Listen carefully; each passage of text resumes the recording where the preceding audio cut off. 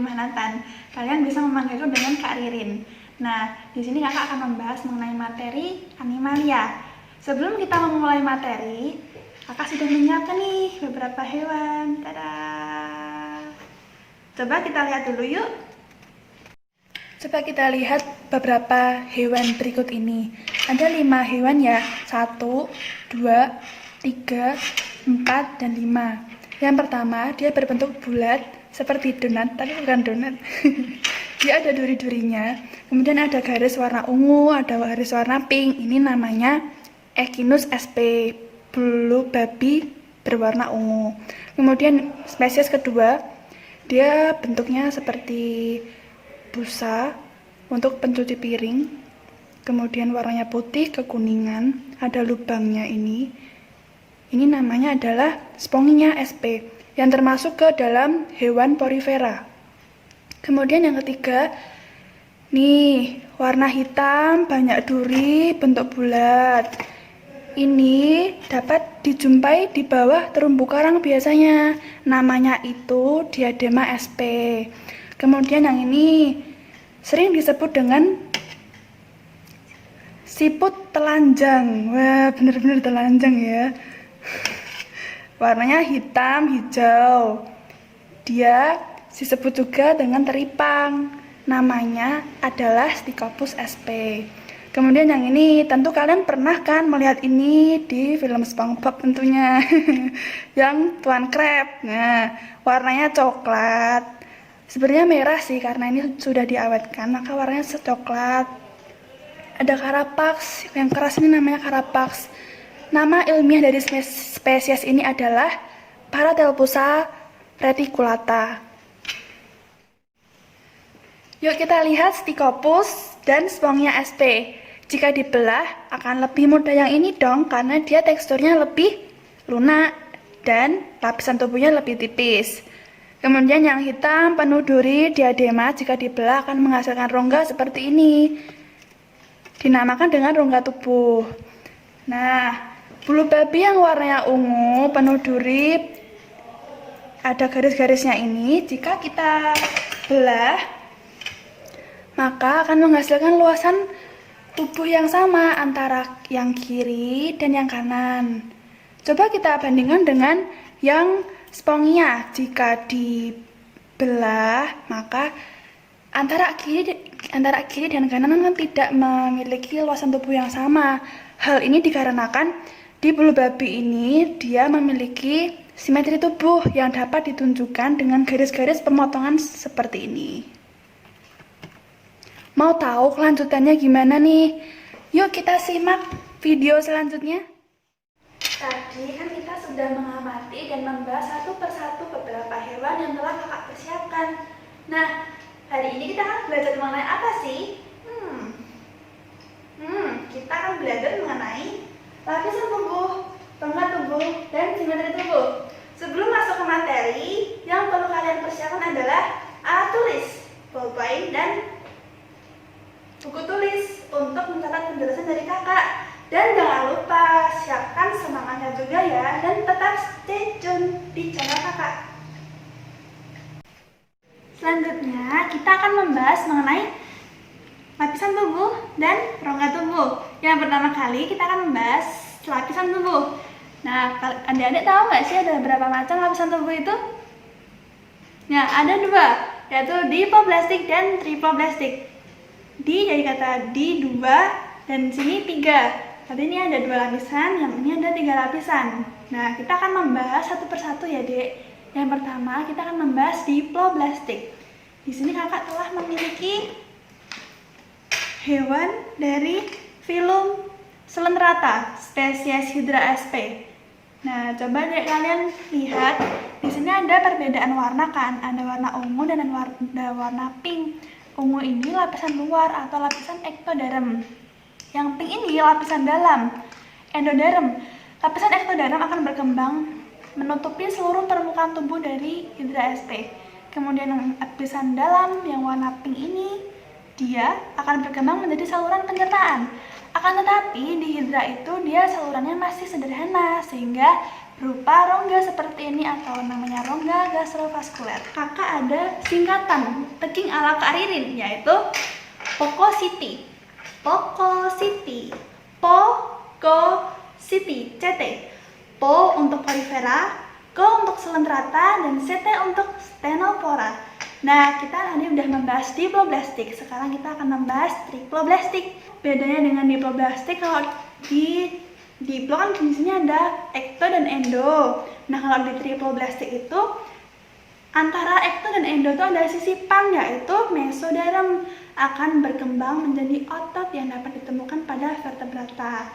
Kemudian kita akan membahas triploblastik berdasarkan rongga tubuh pada hewan. Ada 3, yaitu rongga tubuh pseudocelomata, rongga tubuh celomata, dan rongga tubuh acelomata. Nah, di sini kita akan membahas yang pertama, yaitu acelomata. Ini kakak ada torso hewan Fasciola hepatica dari filum Platyhelminthes. Coba deh kalian lihat ya, yang bagian pink ini, bagian pink luar ini namanya lapisan ektoderm.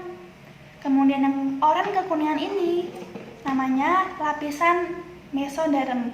Kemudian yang lapisan berupa saluran pencernaan ini dia lapisan endoderm. Nah, selain Fasciola hepatica dapat pula ditemukan pada spesies Planaria yang tentunya masih memiliki satu filum dengan Fasciola hepatica, yaitu filum Platyhelminthes. Kemudian kita next ke rongga tubuh pseudocelomata. Dapat kita temui pada filum Nemathelminthes. Nah, coba deh kalian lihat ya.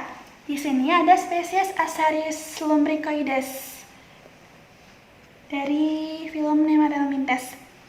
Nah, ini yang warna kuning itu lapisan ektoderm yang paling luar. Kemudian yang ini, yang di bawahnya warna kuning itu lapisan mesoderm. Terus yang berupa saluran pencernaan ini namanya lapisan endoderm. Nah, kenapa sih dia bisa dibilang pseudocelomata? Karena pseudo dari kata pseudo dan celomata. Pseudo semu, celomata rongga. Jadi rongga yang semu dapat ditemukan pada area yang biru ini. Dimana yang biru ini tidak dilapisi oleh lapisan mesoderm, sedangkan yang warna kuning ini dia dilapisi oleh lapisan mesoderm. Nah, selanjutnya kita akan membahas rongga tubuh, yaitu pada ikan yang memiliki jenis rongga tubuh celomata. Nah, dia memiliki rongga tubuh yang bersifat jelas atau sejati. Nah, ini ada 3 lapisan ektoderm yang bagian luar yang warna oranye, kemudian yang merah ini berupa otot mesoderm, yang ini berupa saluran pencernaan. Ini ada usus, ini adalah endoderm. Kemudian kakak ada singkatan nih, ada taking ala Kak Ririn. Untuk triploblastik itu adalah mekaran, M-E-K-A-R-A-N. M untuk molluska, E untuk echinodermata, K untuk chordata, AR untuk arthropoda, AN untuk annelida. Kita selanjutnya akan membahas mengenai simetri tubuh adik-adik. Tadi kan kakak sudah menjelaskan di bagian awal ya, ada 3 macam simetri tubuh, yaitu asimetri, simetri bilateral, dan simetri radial. Yang pertama asimetri, dari kata A dan simetri. A itu tidak, jadi tidak ada simetri. Dapat kita jumpai pada spongnya SP. Jika kita meletakkan garis pembelahan seperti ini, maka luasan bagian kiri dan kanan tidak memiliki luas tubuh yang sama. Nah, begitu pula dengan seperti ini secara horizontal. Yang atas dan bawah tidak sama pula kan? Maka dia termasuk ke asimetris atau tidak memiliki simetri tubuh. Selain itu, dapat kita jumpai pada protozoa, yaitu amoeba SP. Yang kedua adalah simetri bilateral. Hewan yang apabila tubuhnya dibagi 2 melalui pusatnya diperoleh bentuk dan ukuran yang sama, sehingga hanya menghasilkan 1 garis simetri.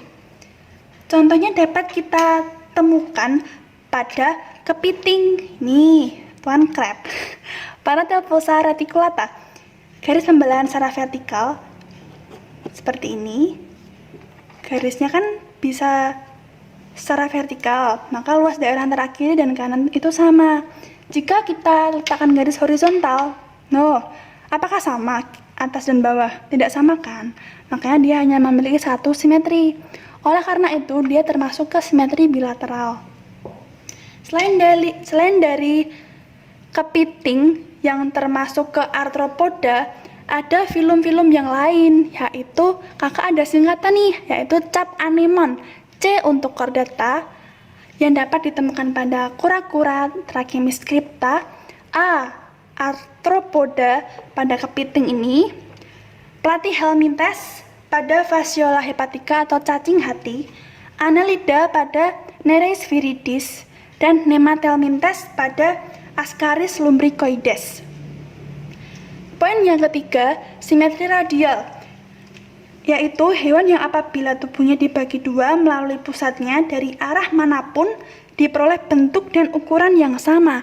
Jadi ini garis simetrinya lebih dari satu. Tadi kan bilateral itu hanya satu, kalau ini lebih dari satu.